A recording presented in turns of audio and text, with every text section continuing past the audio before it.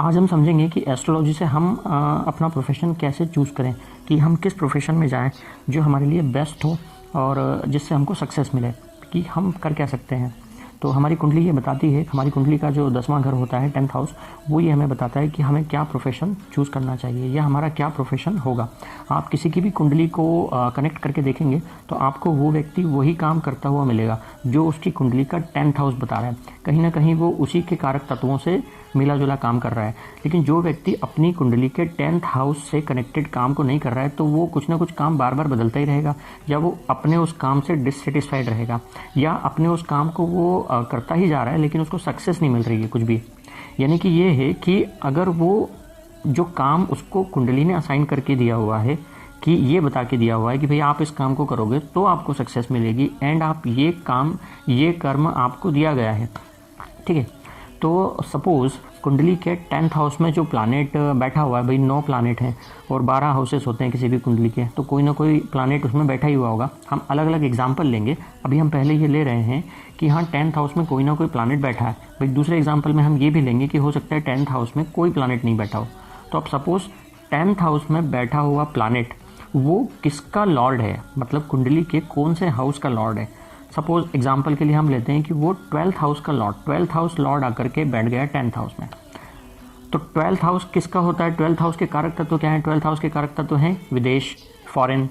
इसका मतलब कि ये व्यक्ति जब तक विदेश नहीं जाएगा ये अपने प्रोफेशन में सेट नहीं हो पाएगा, यानी कि इसका प्रोफेशन सेट नहीं होगा। कहीं ना कहीं इसको बार बार प्रोफेशन चेंज करना पड़ रहा होगा, या फिर ये अपने प्रोफेशन से जो ये काम कर रहा है उससे डिससेटिस्फाइड रह रहा है, या तो बार बार अपना प्रोफेशन इसको चेंज करना पड़ रहा है क्योंकि उसको सूट नहीं कर रहा वो।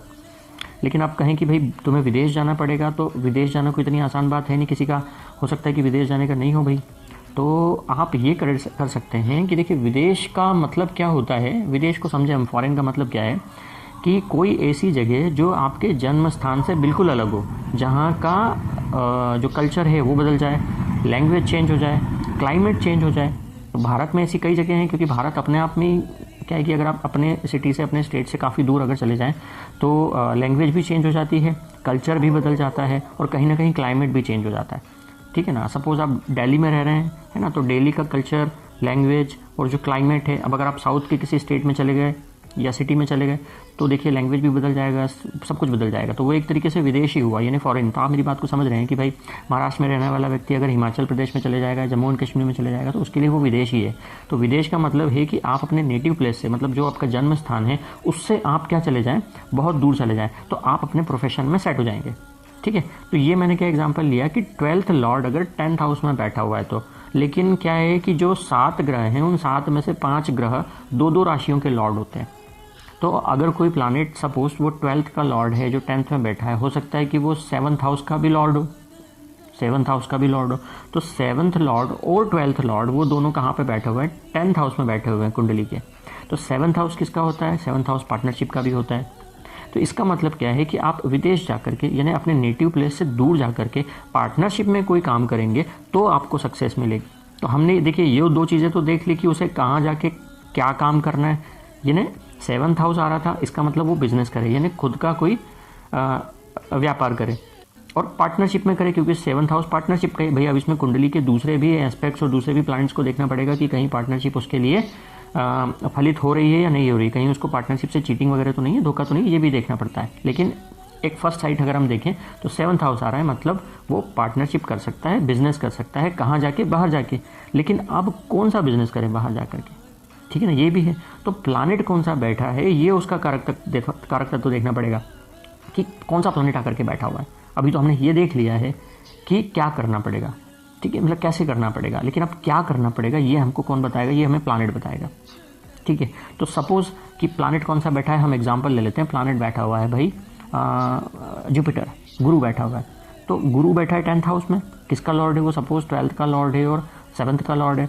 तो गुरु के कारक तत्व क्या है, टीचिंग, यानी कि ये व्यक्ति अगर विदेश जाके पार्टनरशिप में अपना खुद का कोई टीचिंग का बिजनेस स्टार्ट करता है, जैसे कोचिंग या फिर कहीं टीचिंग करे वो जा करके, तो वो उसको क्या होगा, सक्सेस दिलाएगा, ठीक है। तो ये हमने एक एग्जाम्पल लिया है कि कोई प्लानेट 10th हाउस में बैठा है तो उसे देखकर हमने ये डिसीजन लिया।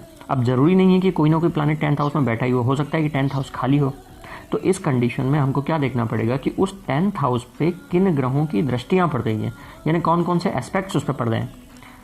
तो चौथे घर में कोई भी प्लैनेट बैठा हुआ होगा अगर, तो उसकी 7th दृष्टि 10th हाउस पे जाएगी ही जाएगी, है ना। तो इस कंडीशन में कि जब 10th हाउस खाली है तो हमें क्या देखना है कि उस 10th हाउस पे कौन से प्लैनेट्स की, किन किन प्लैनेट्स की दृष्टियाँ पड़ रही हैं और कौन से घर से पड़ रही है। तो चौथे घर में तो जो भी बैठा होगा उसकी पड़ेगी, क्योंकि 7th दृष्टि सारे प्लैनेट्स की होती है।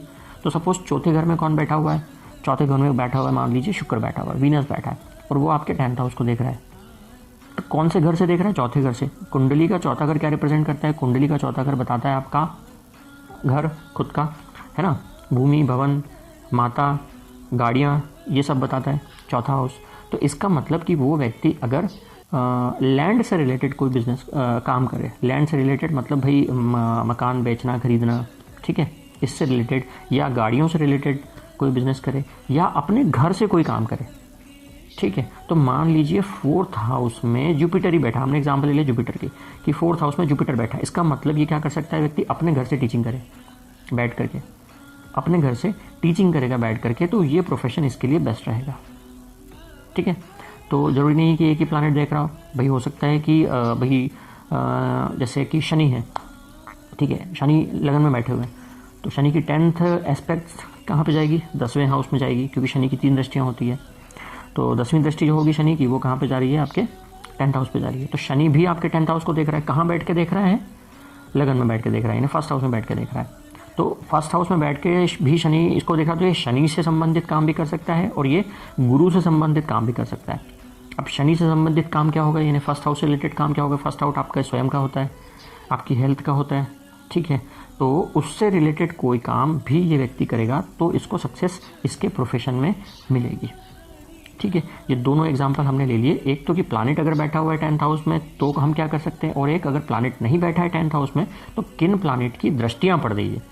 अब मान लीजिए कि ना तो प्लैनेट बैठा है और ना किसी प्लैनेट की दृष्टि पड़ रही है 10th हाउस पे, तो फिर तीसरी कंडीशन क्या हो सकती है, तीसरी कंडीशन ये कि भाई 10th हाउस में कोई ना कोई राशि तो होगी 100%, भाई 12 राशियाँ होती है तो कोई ना कोई एक राशि तो 10th हाउस में बनेगी ही बनेगी, ठीक है। ऐसा तो होगा ही नहीं कि कोई राशि नहीं बन रही है। तो ये तीसरा और फाइनल एक स्टेप हो गया कि अगर पहले वाले दोनों स्टेप नहीं बन रहे हैं तो फिर तीसरा स्टेप क्या हो गया कि हम राशि देखें कि कौन सी राशि बैठी हुई, जो उस राशि का ग्रह कहाँ बैठा हुआ है ना। भाई मान लीजिए कि आप किस लगन का व्यक्ति है, कोई मान लीजिए वृश्चिक लगन का व्यक्ति है, तो वृश्चिक लगन के व्यक्ति के लिए जो 10th हाउस बना वो कौन सा बना, 10th हाउस की राशि कौन सी बनी, सिंह राशि बनी, है ना। अब सिंह राशि के स्वामी कौन होते हैं, सूर्य होते हैं। अब हमें ये देखना पड़ेगा कि कुंडली में सूर्य कहाँ बैठे हुए हैं। अब मान लीजिए कुंडली में सूर्य अष्टम भाव में बैठे हैं, यानी 10th लॉर्ड उठ करके कहाँ बैठा है, अष्टम भाव में बैठा हुआ है।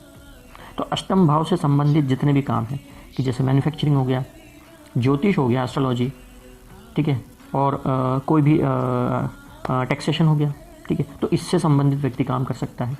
तो ये उसे बताया जाएगा, भाई ये उसे कंसल्ट किया जाएगा कि आप ये काम कर लीजिए जो आपके प्रोफेशन को सूट भी करेगा और इस प्रोफेशन में आपको सक्सेस मिलेगी, स्टेबिलिटी आएगी आपकी लाइफ में। वीडियो अच्छा लगा हो तो आप इसे शेयर करें और लाइक करें। जय श्री महाकाल लिखने कमेंट में। Thank you.